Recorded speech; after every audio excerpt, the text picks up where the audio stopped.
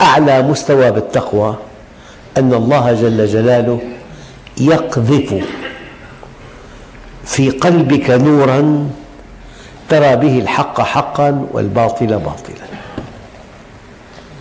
الآن انتقلنا لموضوع دقيق.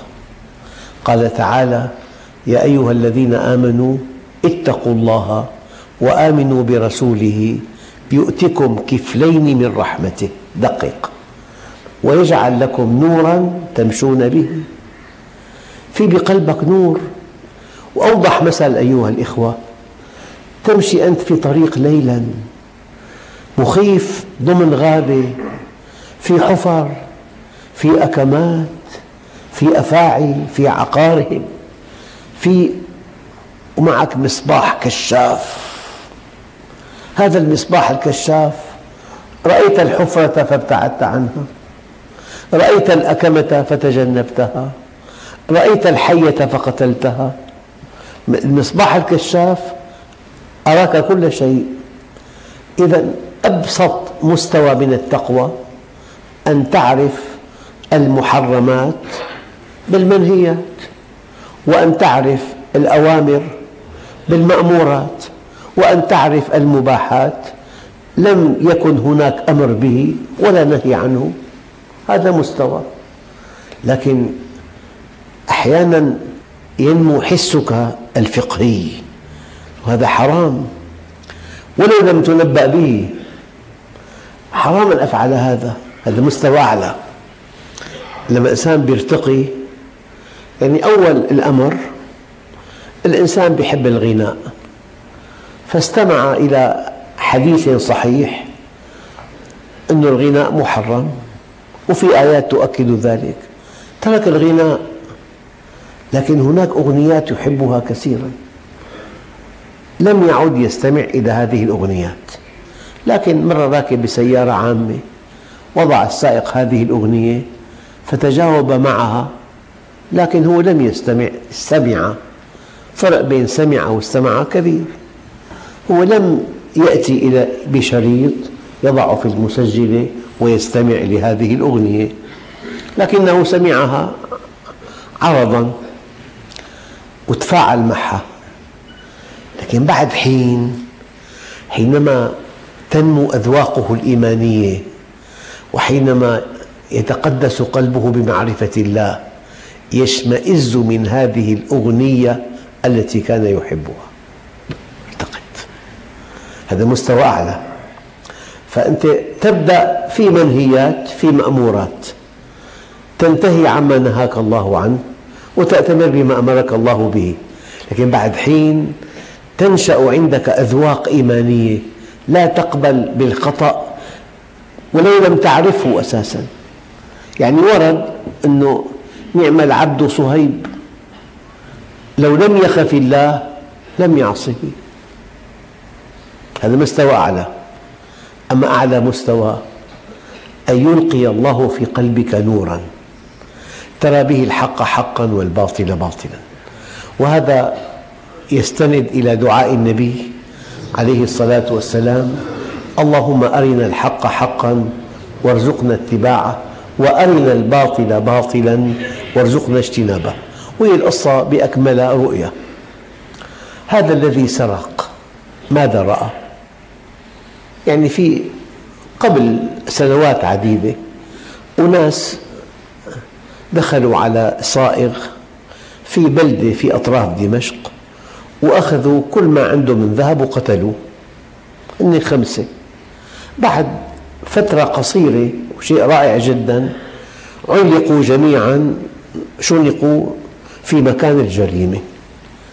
هؤلاء حينما اقتحموا المحل وقتلوا الصائغ وأخذوا الذهب، هل رأوا أنهم سوف يعدمون؟ لا، رأوا أنهم سوف يغتنون بهذا المال. إذن رؤيتهم خاطئة. كل سعادتك برؤية صحيحة، وكل شقاء الإنسان برؤية خطأ. اللهم أرنا الحق حقاً وارزقنا اتباعه. لما امرأة بأعلى درجة من الجمال، امرأة العزيز، راودت شاباً وسيم الطلعة هي سيدته، وليس من صالحها أن تتكلم لأحد عن هذا الذي جرى بينهما، وهو شاب وأعزب. قال: معاذ الله، إنه ربي أحسن مثواي. ماذا رأى؟ رأى أن هذه جريمة، رأى أن الزنا خيانة، رأى أن الزنا يحجب عن الله عز وجل. ملك رؤية صحيحة. لكن لو وضعنا مليون شاب مكانه الآن يراها مغنما كبيرا، مغنم كبير. واحد سائق سيارة، امرأة ترتدي عباءة، أشرت إليه، وقف، طلعت: وين يا أختي؟ قالت له: خذني إلى أي مكان شئت. فهم، رأى أن هذا مغنم كبير. بعد ما قضى حاجته أعطته رسالة، فتحها، فيها سطر واحد: مرحبا بك في نادي الإيدز.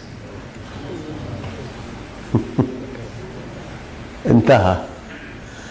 سمعت عن قصة قرأتها، سافر واحد إلى إيطاليا، وفي منتصف الليل طرق بابه، بغي طرقت بابه، فكمان رأها غنيمة كبيرة.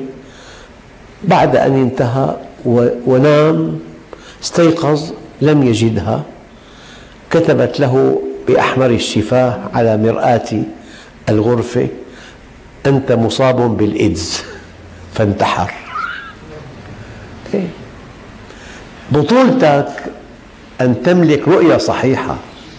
المؤمن والله الذي لا إله إلا هو لو قطعوا إربا إربا لا يعصي الله، لأنه يرى الدمار والشقاء والهلاك والإحباط والفقر والفضيحة بمعصية الله، والقوة والمنعة والعزة والتوفيق وعطاء الله بطاعته.